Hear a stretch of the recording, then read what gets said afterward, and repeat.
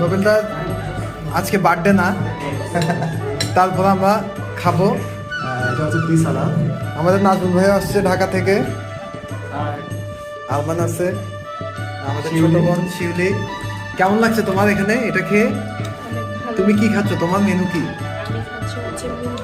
মুন্ডি। তোমারটা ফিশ না, আর এটা হচ্ছে চিকেন। এটা হচ্ছে জুনু পঞ্চমটা। হ্যাঁ, আর এটা হচ্ছে টি সালাদ। এটা হচ্ছে রেগুলার মুন্ডি। রেগুলার মুন্ডি। এটা খুবই মালমা জনগোষ্ঠীর খুবই জনপ্রিয় একটা খাবার। মালমাদের না বেসিক্যালি, রাখাইন বলো। Rakhine Rakhine. এখন যদিও বা সবাই খায়, এটা চট্টগ্রাম শহরে। তো এটা হচ্ছে একটা ভিন্ন একদম, এটা স্পেশাল একটা আইটেম, টি সালাদ। টি সালাদ, টি মানে চা পাতা, চায়ের কচি পাতা আছে। হ্যাঁ, চায়ের কচি পাতা।